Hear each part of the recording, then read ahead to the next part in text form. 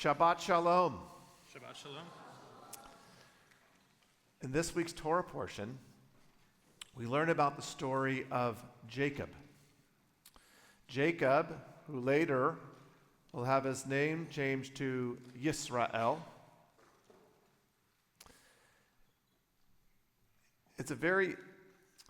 His name is significant for us, for the Jewish people, because from this point onward, throughout the final four books of the Torah, the way the Jewish people are named is as the children of Yisrael, children of Israel, children of Jacob. It is Jacob who earns the title of being the person that we are named after, for the most part. But definitely in relationship to Abraham, his grandfather, Isaac, his father, and Jacob has children. None of them become the patriarch who the Jewish people are named after. We're not the children of Joseph, the children of Manasseh. We are the children of Israel. So my question to everyone that I want to explore today is, what is significant about Jacob? What makes him worthy of being the patriarch from which our name is derived? What do we know about Jacob, and why Jacob? Of all the patriarchs, why him?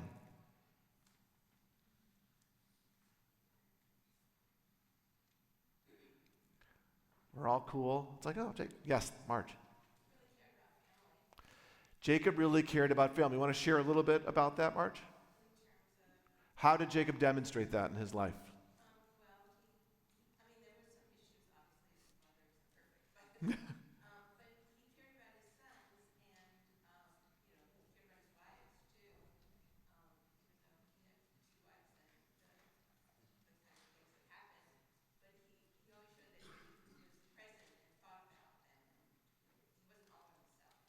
Yes, Jacob raised 12 children. He had 4 wives.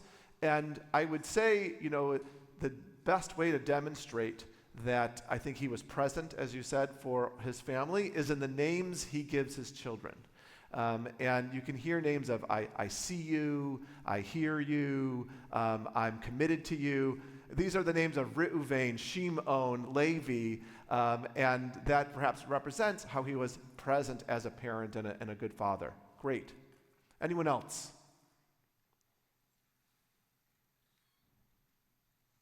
We're all good. That Jacob is, of course.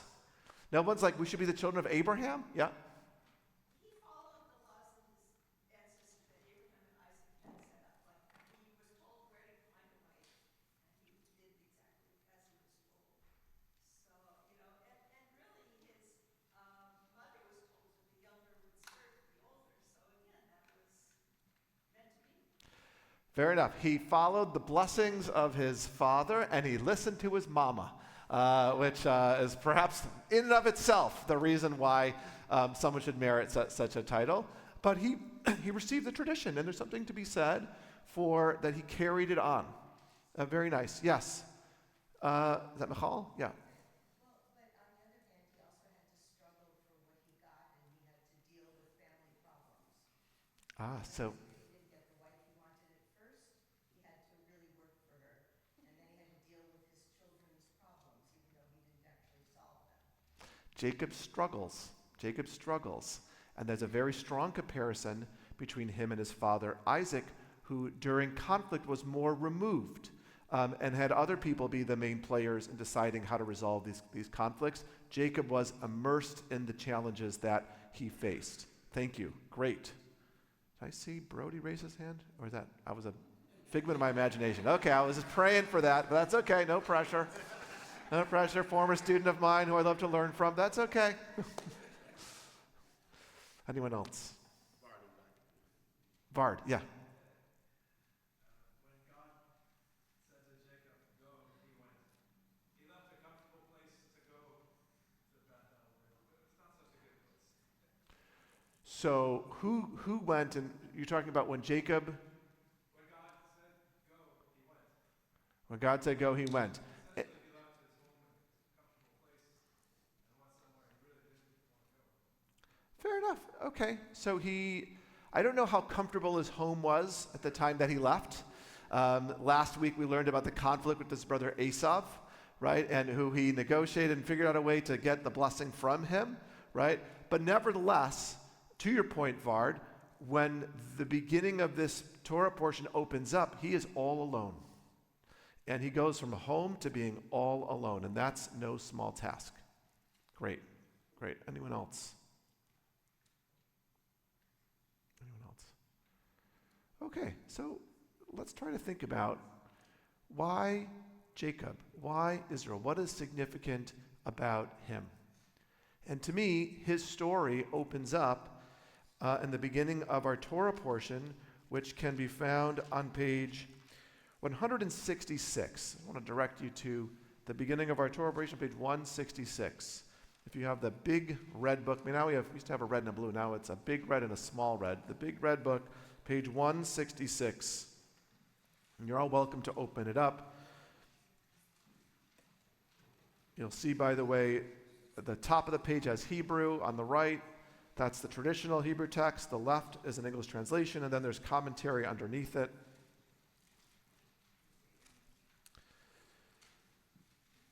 Verse 10, Jacob left Beersheba and set out for Haran. Okay, so he's leaving his home in Beersheba, and he is going to Haran. This is significant in two places. One, it is the place that Abraham leaves on his way to enter the land of Israel. Right before we get to Lech Lecha, Abraham is in Haran. It is also named after his late uncle, I believe, a brother who passes away, and Abraham's brother who passes away, and his father and brother can't join him on the journey, but Abraham goes. Now, it's just significant in seeing that now Jacob is going back to his past. But what I want us to look at is verse 11. He came upon a certain place, Jacob, and stopped there for the night, for the sun had set. Taking one of the stones of that place, he put it under his head, and he lay down in that place. The rabbis learn a lot out of this one verse.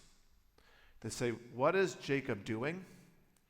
And, for the rabbis, it's very clear. For us, we're like, whoa, what's going on here? The rabbis say, it's very clear. Jacob is praying.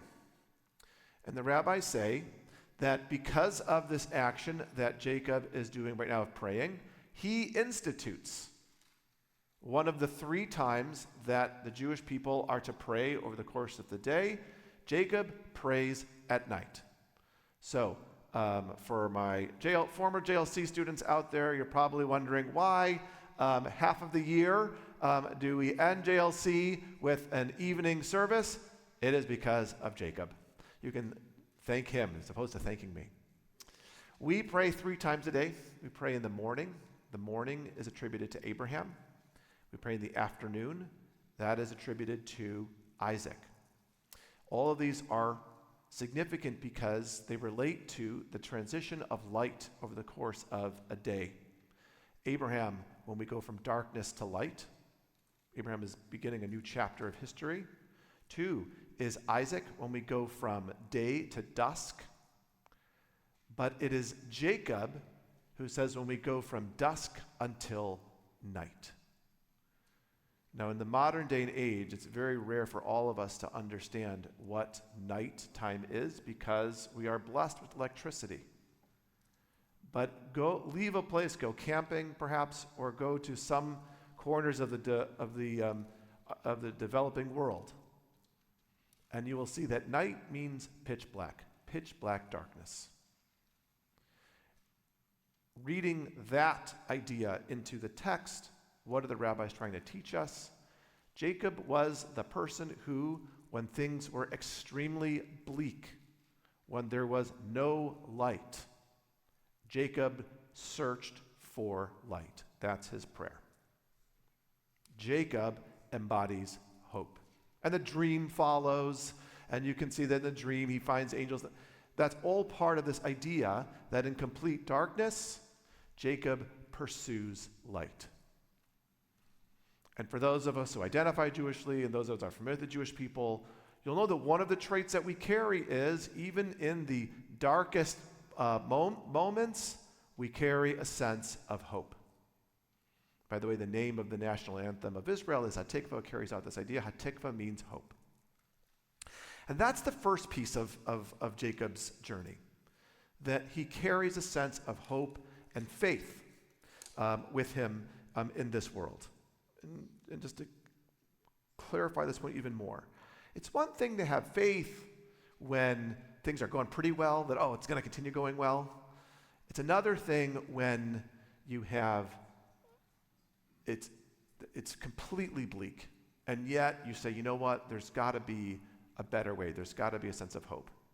This is where I make a connection with the father of the bat mitzvah and say, sometimes our fantasy football teams look really bad, and yet, we still believe we can win. Okay, now we're going to go to the end of Jacob's journey, Jacob's life. The end of this week's Torah portion, but it ends the arc, I think, of Jacob's character development in many ways. And I want us to turn to page 186. I'm going to have to read in between most of this. But basically, what was referred to, that he has children, he has to work for it, he wants to marry one bride, and then he gets tricked, so he has to marry a second. He ends up, instead of working 7 years for one bride, he works 14 years. This long life. The nemesis, perhaps, is Lavan, his future father-in-law, who is always trying to trick Jacob and get him to work harder so that he will benefit. And now we see the end of this arc. Jacob is with his family. He has been successful. He has worked hard, and he is about to return to the land of Israel, coming back from Haran. This idea of going back from the past, he's returning to the present and future. And there's a very interesting verse on 47. Laban now wants to make a peace treaty with Jacob. And Laban says, okay, we're going to gather stones. And Laban named it Yegar Sabduta. Okay, Laban says, this is what we're going to name it. Great, okay. And Jacob looks to Lavan and says, no. We're going to call it Galed. And this verse teaches us something very powerful.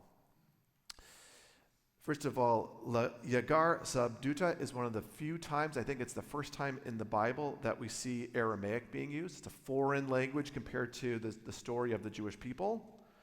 So there's this idea that Laban's like, no, I'm going to shape history here using my culture. It's almost like a last move for Laban to assert his power and authority over Jacob. And Jacob says, no, Galed. We're going to label this place in my language, the language of Hebrew. There's this idea here that Jacob says, I'm going to stand up for myself. And a life that begins with, I have hope and I have faith, it's one thing to have it, but it's another thing for it to drive your decisions when you are up against challenge.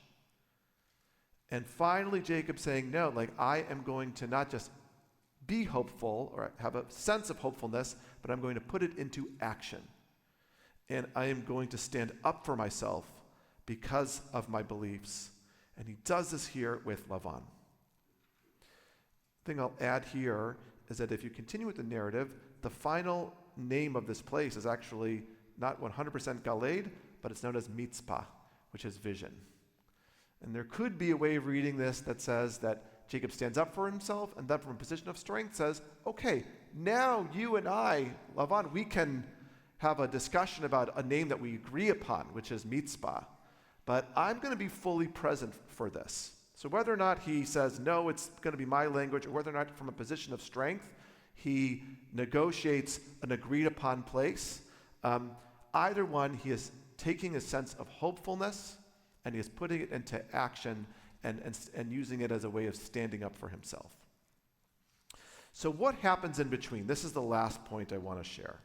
Right? We go from this wonderful, innocent, hopeful young man, and we end with this story of someone who is strong, powerful, older man, willing to, again, stand up for his faiths. And we're skipping over the central part of this, but Rabbi Jonathan Sacks argues that what makes this whole narrative unfold is Jacob is someone who immerses himself in the world around him. As was mentioned a couple of places, instead of being removed from his family, he immerses himself in his family by being present and being a good, as we can see from the names he chooses. The conflicts that he faces, he doesn't assign to other people, but he takes on himself, at least in the conflict with Lavan. And it highlights this idea of what does it mean to be immersed. And by being immersed in the world around us, we have the opportunity to grow. So before I end with a final quote here, I just want to clarify why these are so significant for the Jewish people. We're a people of hope. We're a people that have the capacity to stand up for ourselves, and we're called upon to do so. But what allows us to make this bridge is because we believe that we are to dwell in the world around us. We are to be active participants in the world around us, not only when it's easy, but also when it's hard. And Rabbi Jonathan Sacks brings forth a quote by Theodore Roosevelt, who highlights what it means to be a strong leader, and I think the Jewish people carry forward this idea as well. And here are the words of Theodore Roosevelt. "It is not the critic who counts, not the man who points out how the strong man stumbles, or where the doer of deeds could have done them better. The credit belongs to the man who is actually in the arena, whose face is marred by dust and sweat and blood, who strives valiantly, who errs, who comes short again and again, because there is no effort without error and shortcoming. But who does actually strive to do the deeds? Who knows great enthusiasms, great devotions, who spends himself in a worthy cause, who at the best knows in the end the triumph of high achievement, and who at the worst, if he fails, at least fails while daring greatly, so that his place shall never be with those cold and timid souls who neither know victory nor defeat." I think Theodore Roosevelt highlights the promise in many ways of what it means to be Jewish and the example that we can instill in others about what it means to live in this world fully. May we truly live up to the name of being the children of Jacob, the children of Israel, and inspire others to do the same. Shabbat Shalom.